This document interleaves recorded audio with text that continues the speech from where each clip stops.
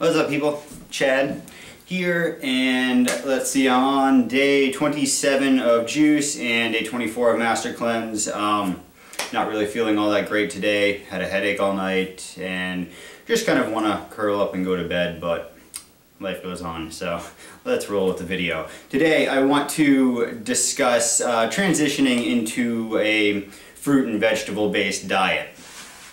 So with this, this particular video, I'm going to come at it from the angle of somebody who is just looking to, just to transition into a different lifestyle. I'm not taking it from the angle of somebody who needs to change their lifestyle for, serious health complications, but just somebody who wants to see if they can make some improvements in their life. And the first thing that I would say is you got to ask yourself, why do you want to do it?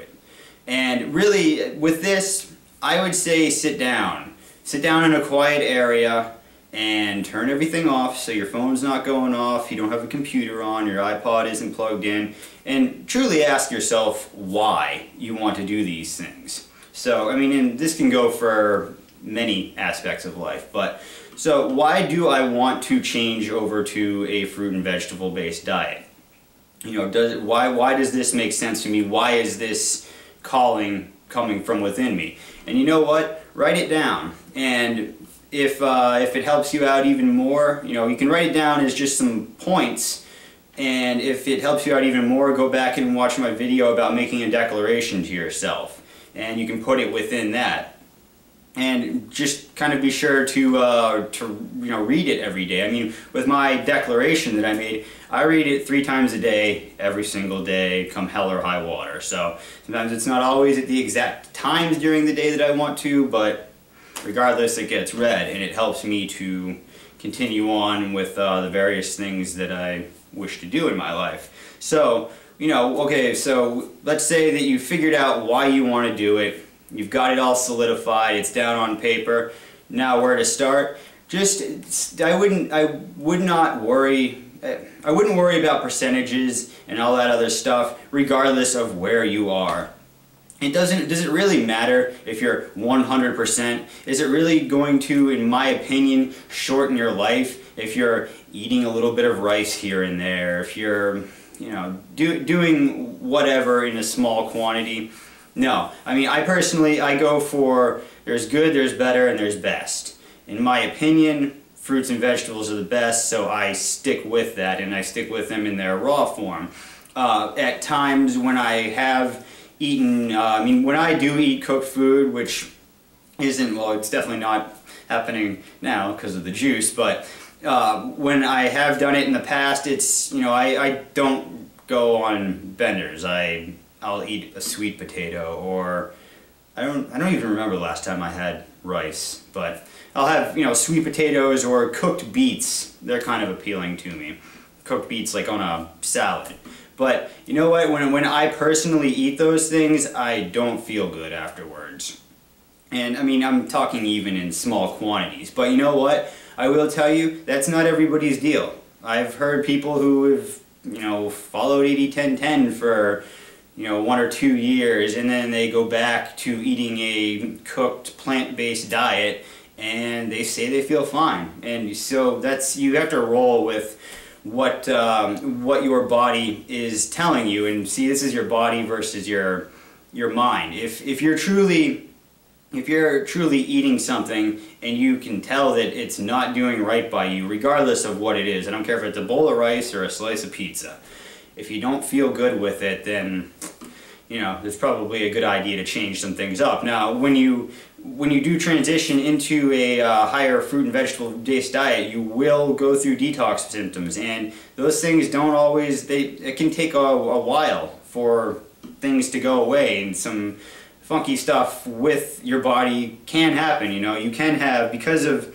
detoxification coming on, you can have little bits of hair falling out.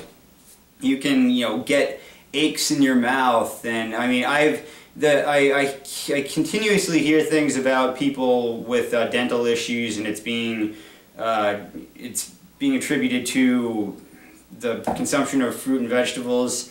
I haven't seen that in my own life, nor like with one of my previous videos I was talking about how my wife went to the dentist and the hygienist said that her teeth looked immaculate, and they had taken x-rays and they said they didn't even need to do a cleaning because she didn't even have plaque and there was no sign of cavities.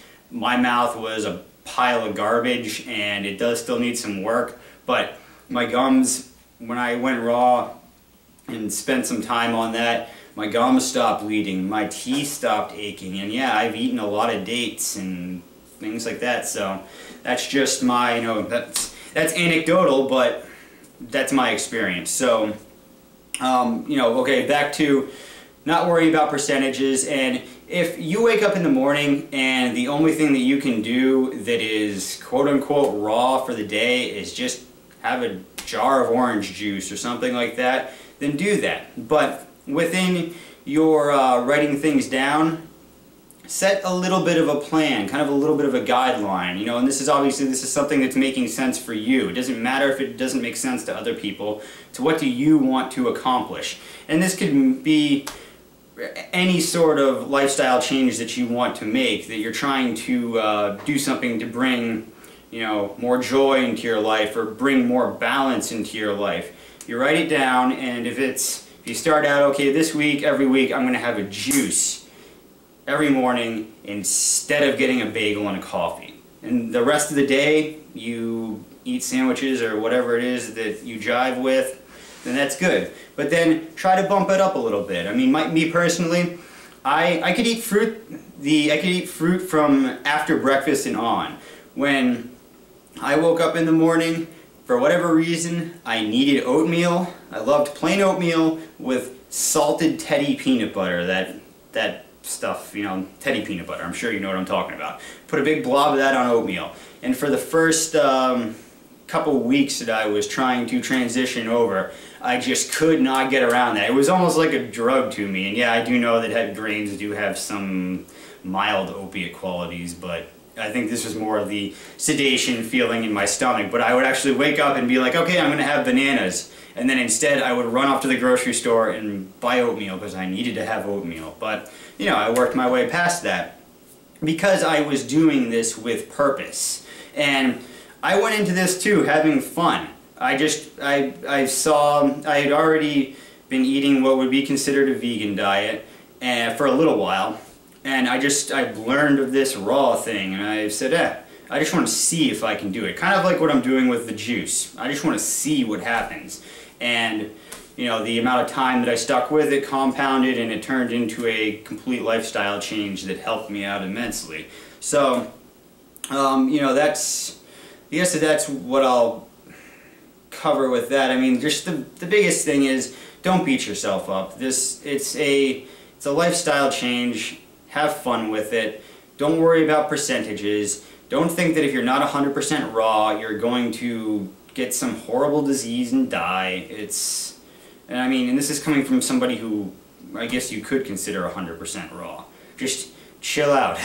Have fun. That's the purpose of life, to have fun, to grow, and to help other people grow, and be a beacon by which light can shine through, and other people can see that change within you. And that goes for even when you do whatever lifestyle changes that you do make, not to push them onto other people, because if somebody were to come up to you when you were not in a time of wanting to change, and they start getting all evangelical and pushing their ideas on you, even whether it is, right or wrong, it's going to push people away. So it's a lot better to just be that change, to make those changes within your life. And when you do run into opposition, try not to fight it. I know it can be difficult, especially with this lifestyle, changing over and dealing with family members, but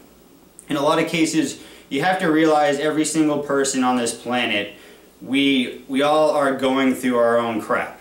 And a lot of people, vast majority of people, refuse to acknowledge that and refuse to make changes in their life. And a lot of times when they're coming down on you, please remember that you are being a mirror to their mediocrity.